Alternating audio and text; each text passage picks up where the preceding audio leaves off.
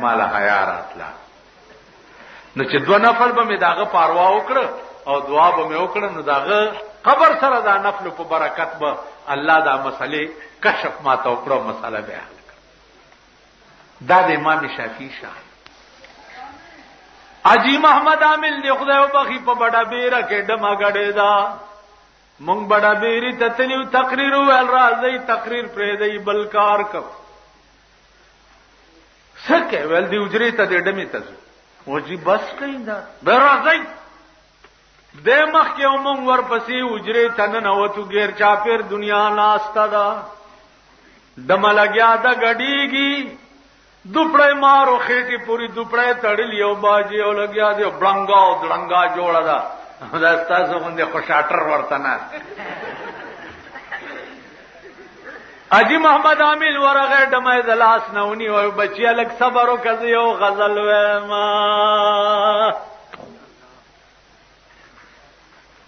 لا سونه دا سګړ جو د وجره خلکو لک سات بزما دا غزل واورین بیا دې ډمې اورې دل در تراغلم چنن خو لنډه غوندې وخت خدای درکړې دی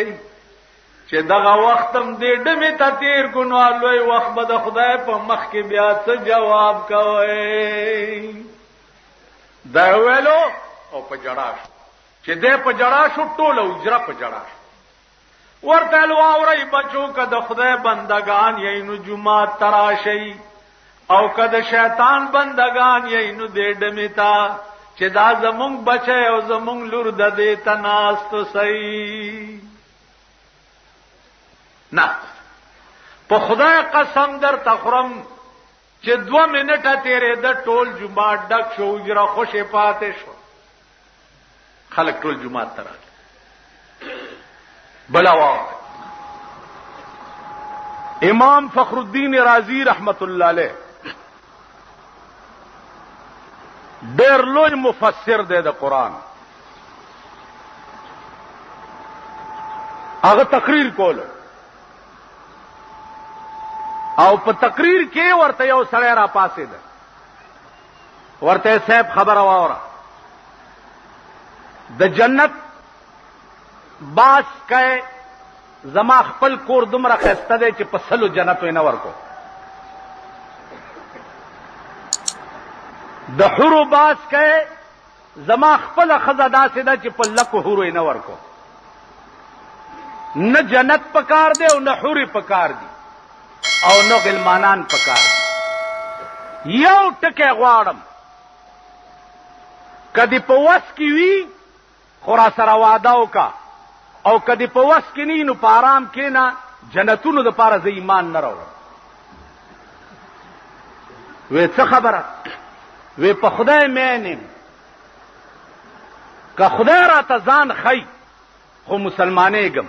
کینی والله کې مسلمان شي اس امام فخر الدین رازی کے سوچ کئی چیز بار الہ دا شیخ زما په وس کې نه دی چې زه استاد ته وایم چې د تزانو خای نو امام فخر الدین رازی فرمایي چې ما ته فضل کې القا وشو القا را ته وشو چې وایا ورتا چې ته مسلمان شې نو خدای به تا ته ځان خای امام فخر الدین رازی ورته وی چې ما ورته وی چې بس ته مسلمان شې خدای به درته ځان خای هغه ورته لیکلی راکا منبر د پاسه د امام فخر الدین رازی نه لیکلی واغست چې لیکلی واغست چې شپراله دا سړی مړ شو امام فخر الدین رازی فرمایي چې خدایا ما ته خو تا پزړه کې القا کړي وا او ما لیکلی ورکه او ستا ورته ځانو نه خو ده زه خو دې سړی ته بے وعده شو ټول شپه په جړه تیرا کا دې سهار کې ولا خوب ورغه سګوري چې یو خسته باغ دی او تخت پکې پروت دی او دا سړی په ناس دی وای چې ما ولیدو نو زسترګې می ټیټی کې چې دا خو مغه سړی دی چې ما ور سره وعده کړیو ورته وی چې یا شیخ تعال لا تخف رضا یریګه ما و ما ورته چې شرمنده يم درتا او وعده پورا نشوا ورته وی امام فخر الدین زما د خدای په ذات قسمی چې د کم شي وعده در سره کړی و په مغه شي خدای خوشحال کړم عزیزان قرآن کریم کې د حیا لویه مسله ده چې یو سړی راغی رسول الله صلی الله علیه وسلم و یا رسول الله یو ډېره عظیمه ګناه مې کړې ده اوس توبه وباسم معاف بشم څومره ګناه دې کړې ویجی ډېره لویه ده وې د دې ځمکې عمره ده ویجی دین هم لویه ده د اسمانونو عمره ده وې دین هم لویه ده وې د خدای د رحمت عمره ده وې نه د هغې په مخ کې بیا هیڅ شی نه ده وې خبره کوه وې زما 10 زامنو او 11 میلیونه وي وګرځېدم زامنو لچا لور درا کوله ډېر تلاش مې وکړ خو چا لور نه را کوله نو د ډېرې غصې نه رالمه او 10 زامنو ته مې خپلې 10 لوڼه په نکاح کړې یعنی خور مې رور ته په نکاح کړه یوه لور مې چې پاتې شوه نو ښځه مې بوډۍ وه امې ځان ته په نکاح کړه دا ګناه مې کړې ده اوس معافي غواړم توبه وباسم رسول الله صلی الله علیه وسلم سوچ کې شو فوراً دا آیات راغې قل یا عبادی الذین اسرفوا علی انفسهم قل یا عبادی الذین اسرفوا علی انفسهم لا تقنطوا من رحمت الله ان الله يغفر الذنوب جميعا انه هو الغفور الرحیم اے پیغمبره تو وایا دغه سړی ته اسرفوا علی انفسهم چې تاسو په خپل ځان زیاته کړی دی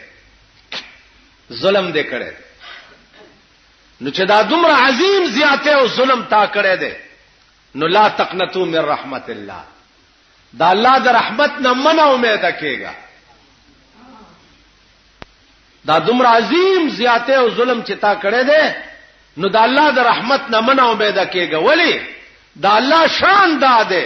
ان الله یغفر الذنوب جميعا الله ټول ګناہوں سړی ته معاف کی زکا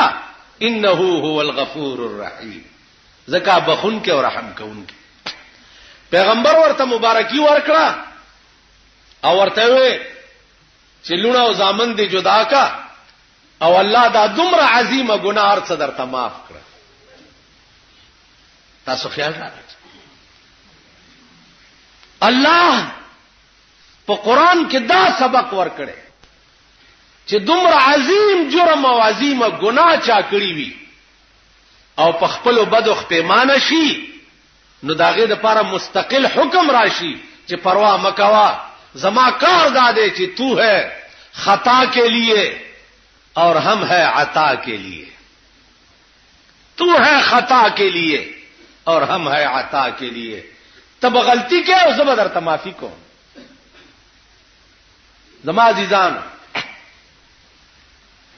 قرآن کریم کے بلزے کے راضی